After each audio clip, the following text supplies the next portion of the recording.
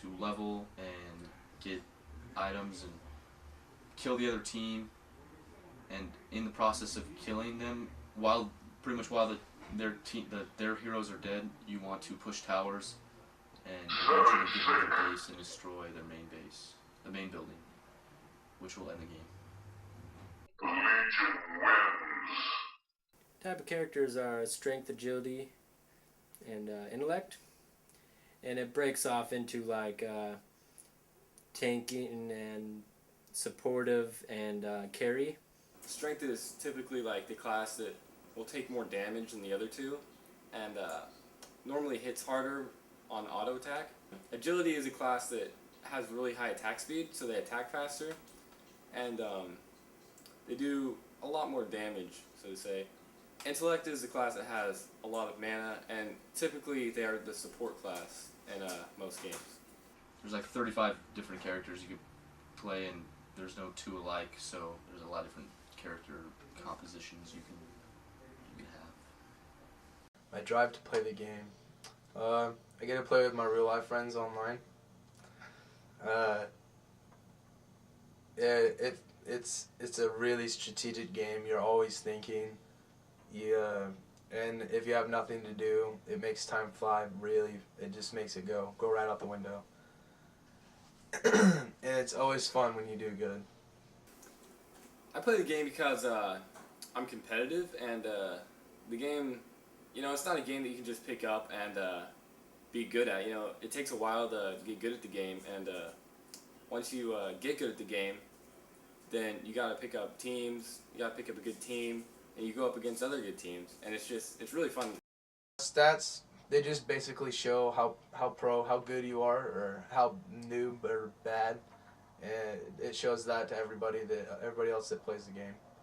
It's a way to show like how you play, kind of your play style. No Stats is a game that doesn't record how bad you do if you do bad.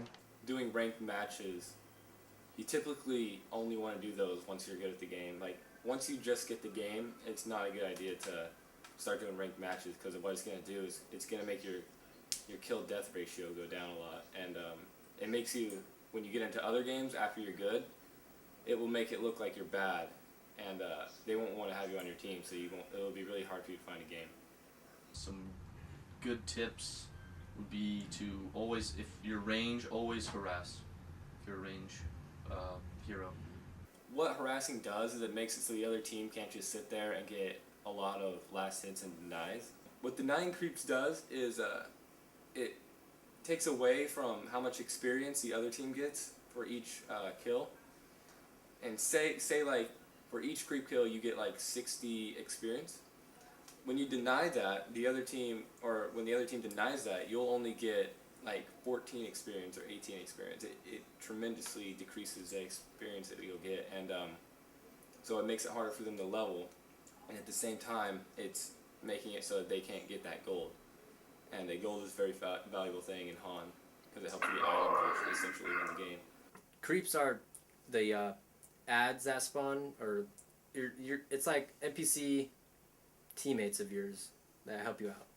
And so it helps out your laning buddy. Say you're laning with the melee class, and if you're not doing any harassing, then the other team's going to be up putting pressure on your teammate. Teamwork. Always listen to your teammates. If they call something, you gotta be able to pay attention. If you don't listen to your team when they say, be careful or get back, you're probably going to die, because they probably see something that you don't see. They probably seen a guy coming down or going up to kill you, and you probably didn't see that guy coming, and so they're just warning you, and if you don't listen to them, then you're probably going to die. What standing still does is it allows for easy ganks on you.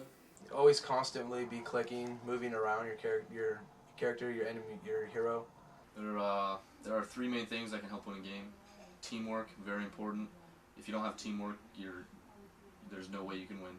If you're a team that just goes off and does your own thing throughout the whole game, then you're not going to win, because it's not a game that you can just pick up and single-handedly take on a whole other team. Two, you gotta know what you're doing. That's another main thing. And then three is items.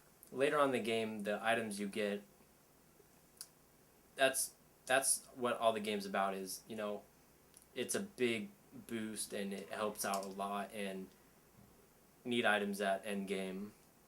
Don't get stuck on one character, because when you play one character, you don't get to really see what the other ones can do. And in order to be good at the game, you have to know what the other characters you're going up against or playing with can do. For example, playing against Blood Hunter. Blood Hunter's a character, and when he gets his ultimate move, he uses that on you, and if you run, then you're going to take a lot of damage. But if you stand still, then you virtually take no damage. And so, if you play Blood Hunter and you read the spell and you know that, then when you play against him, you're going to know not to run. And just things like that, Playing other characters will get you better. Have fun. You can't play when you're mad, of course.